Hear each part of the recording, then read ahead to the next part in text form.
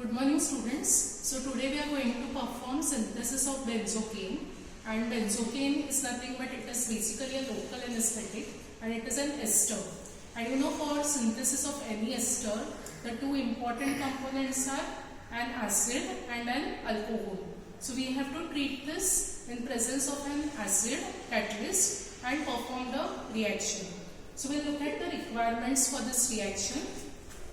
Basically, we are going to use H2SO4, that is sulfuric acid, as catalyst. Then ethanol, this is going to be our alcohol part of the ester, and PABA is already weighed 4 grams. So this is the acid component of our ester. Okay, because our compound is ethyl para amino benzoate. So PABA is the acid and ethanol is the alcohol. Now I have already measured 5 ml of H2SO4, that is sulfuric acid. To this I am going to add 27 ml of ethanol. Okay, and I am just going to mix this properly.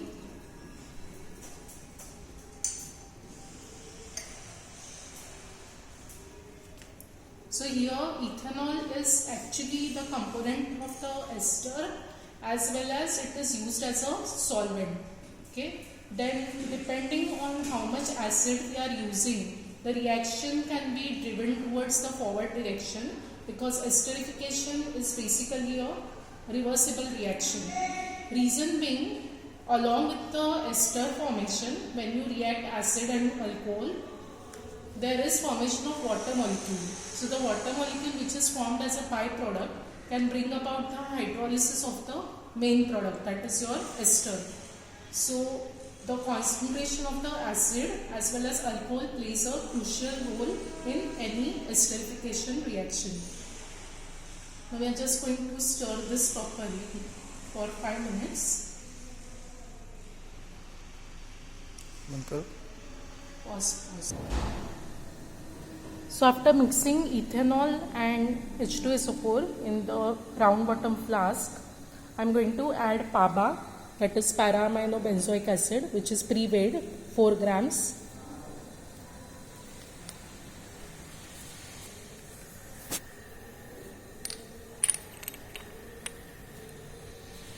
So you can see I have added PABA to the mixture of concentrated H2SO4 and ethanol. Now just to avoid bumping, I am going to add a piece of porcelain to this and place it on water bath for heating. You can see here the water bath is ready. The heating has been started. So I am just going to put a porcelain piece to this and start the heating. So the reaction is set up now. I put a porcelain piece and you can see the water bath has started boiling. The time for which you are going to reflux this reaction is for 2 hours. So you have to start the 2 hours once the water bath starts boiling.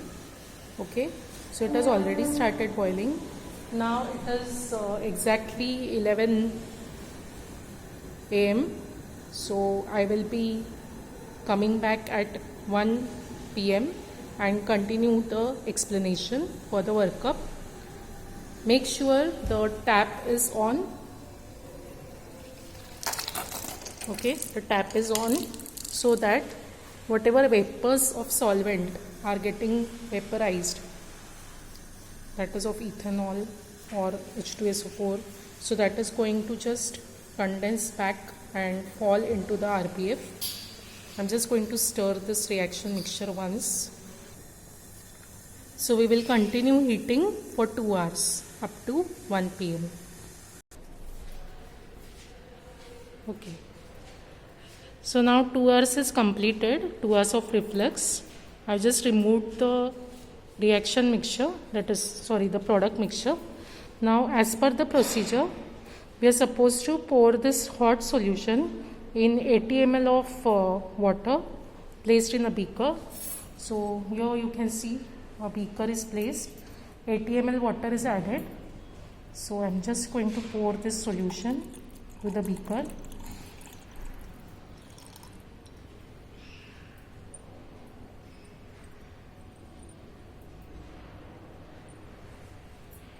Now, since we have added acid during the reaction, there is excess of acid for sure, and we need to neutralize it. Okay, and to neutralize the acid, we are going to use a comparatively weak base, that is sodium carbonate, and we are going to make the solution neutral. Okay, so this is the sodium carbonate which I am going to use.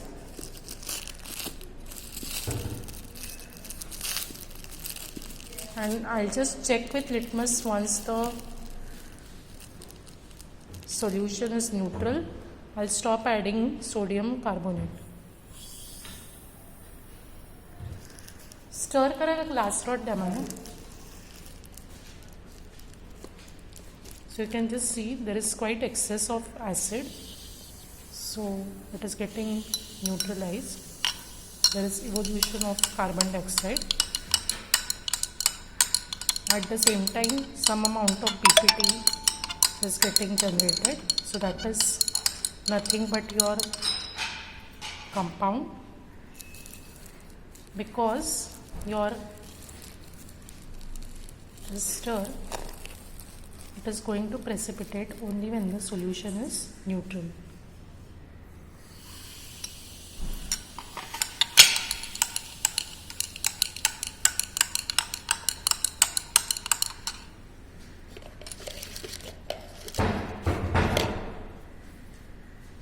Just place few pH papers to check.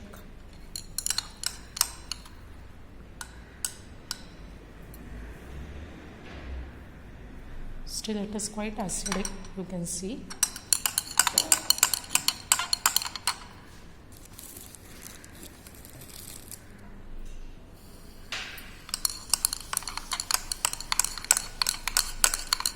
Stir sodium carbonate properly, that is Na2CO3, so that everything actually dissolves and neutralizes the acid.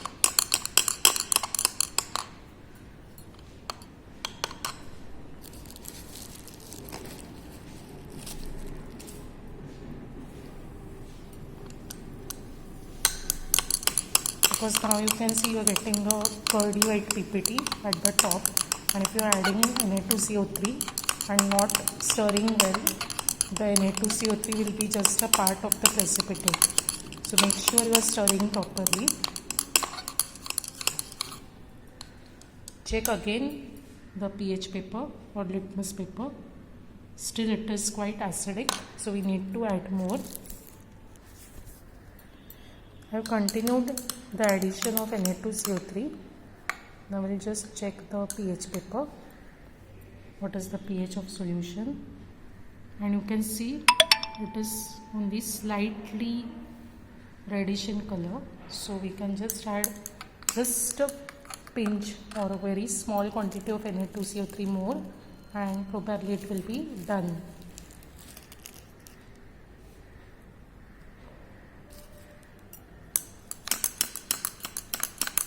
Stir again properly.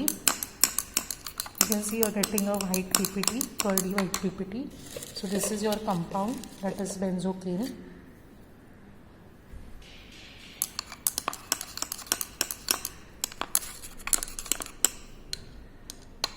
It seems all of the compound has precipitated out. Still the pH is slightly acidic. So we'll add more of Na2CO3.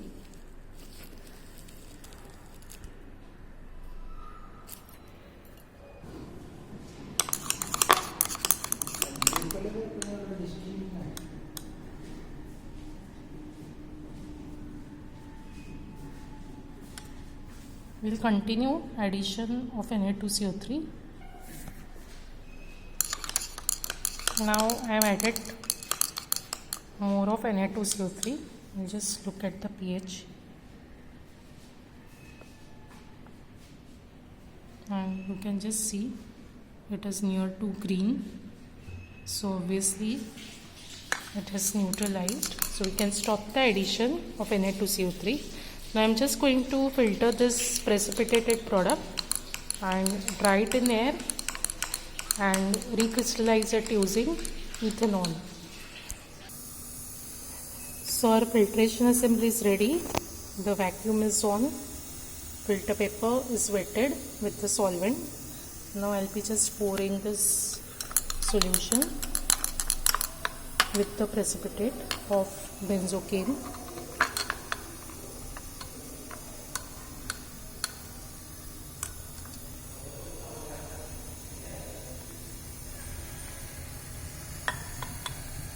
Make sure you swirl the beaker so that the precipitate is filtered.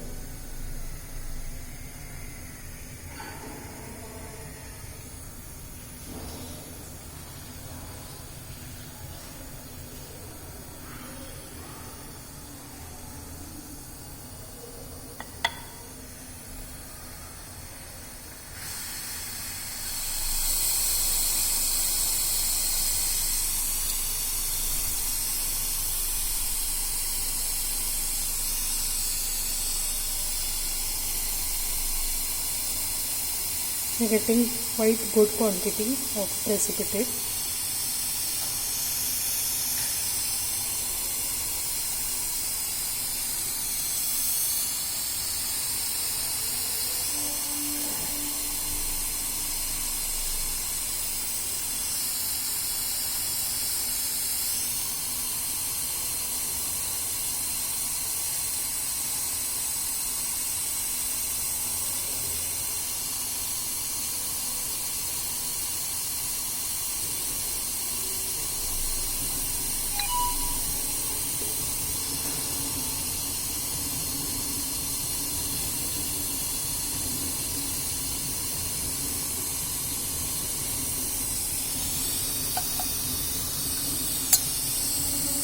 So we will dry the compound as far as possible on the buckler itself and then air dry the compound.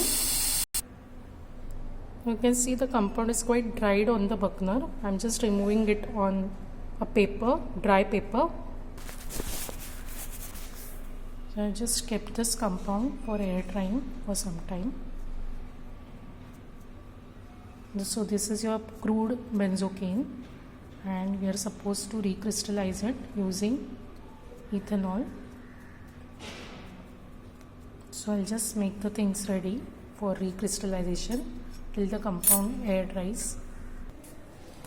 So we are going to use ethanol as solvent for recrystallization. Approximately we will consider that we have started with 4 gram of PABA. So probably we will get 4 gram of ester. So accordingly, for 1 gram we generally start with 10 ml of solvent. So here I have taken 10 ml. We'll just take the required amount. I have kept the alcohol for heating so that we are using hot solvent and we don't expose our compound to heat for a long time. Now the vapors of ethanol, they can just, the ethanol can evaporate. So the best way is you place your funnel along with the fluted filter paper over it, so that the vaporization will not occur. Let the ethanol heat up to its boiling point and then we will start with the recrystallization. Always remember, when you are doing recrystallization with ethanol, we cannot heat directly the solvent on flame. You are supposed to use the water bath for safety reason, okay, because ethanol can catch fire. I am just giving the washings to this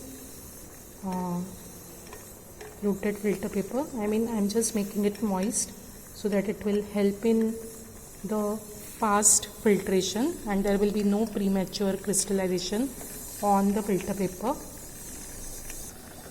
Now to start with, I am not going to take entire 40 ml. I'll just take around 20 ml of ethanol and try to dissolve my compound in hot ethanol. So I just added the compound. Now you can see it's not completely clear. There is certain turbidity. So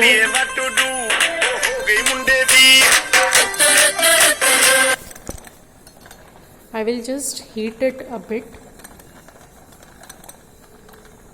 for some time in the water bath.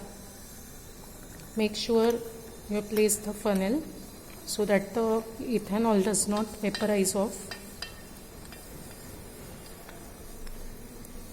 and just see if you are getting a clear solution after heating. Then you don't need this extra ethanol. And also the second conical flask is heated sufficiently, because we need a preheated conical flask as well as the funnel, fluted filter paper. Everything should be heated properly, right?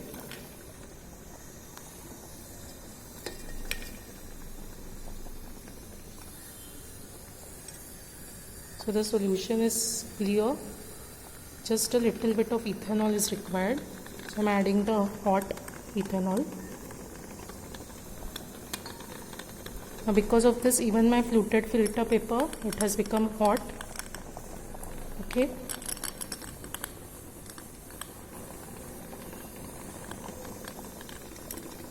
So the hot condition is completely maintained. The conical is hot, in which I am going to filter. The funnel is hot because it was in contact with the ethanol vapors over here, and also the fluted filter paper is hot because I poured hot ethanol while adding to the solution. Mane, here I am. Now I am simply going to pour this solution, that is hot filtration.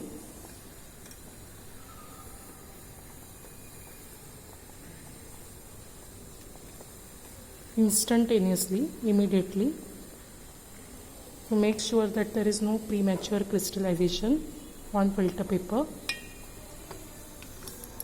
And now I can just put the burner off because my heating process is over.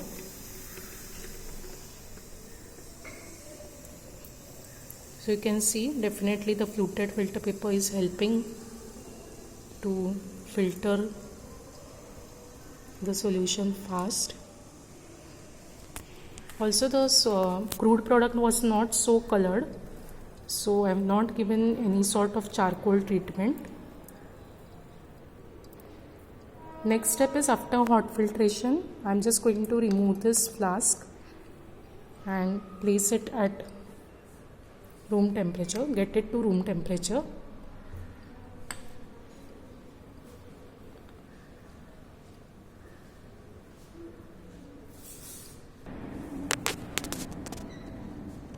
We can look at the filter paper. There are absolutely no crystals on the filter paper, premature crystallization. So we can definitely expect a good yield.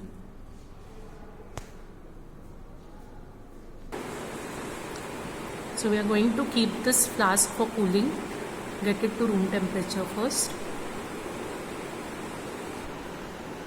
Slow cooling of the solution is very important during the process of crystallization, because if you try to cool it fast, you will get the solvent entrapped in the crystals and you will get large crystals. While if you cool it slowly, you will get proper small fine crystals in which the solvent and impurities will not be entrapped. You can look here. The crystallization process has started.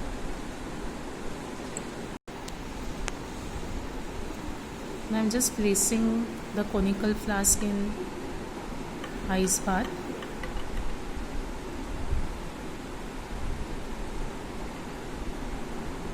To increase the yield.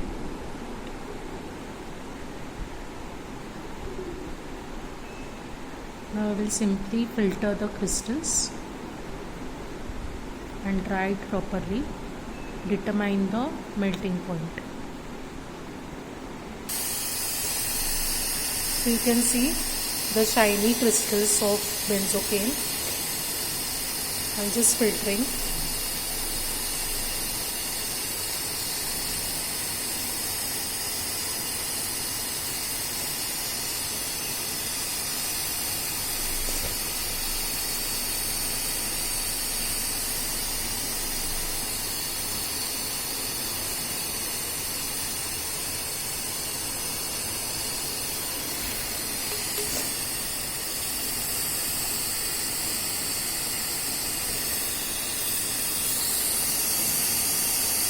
You can look at the crystal shape.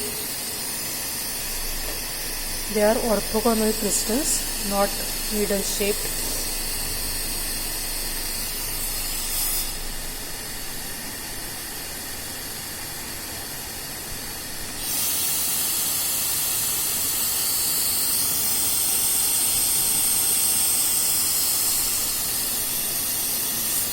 I'll try to dry as much as possible on burner. Now all the crystals, they are removed on dry paper. Because we have done the recrystallization using ethanol, the ethanol traces are just going to evaporate off and the compound will get dried. Okay, so after this I'll just weigh the compound and determine the melting point, and our experiment is done then. That is synthesis of benzocaine using esterification reaction between PABA, para-aminobenzoic acid, and ethanol. Thank you.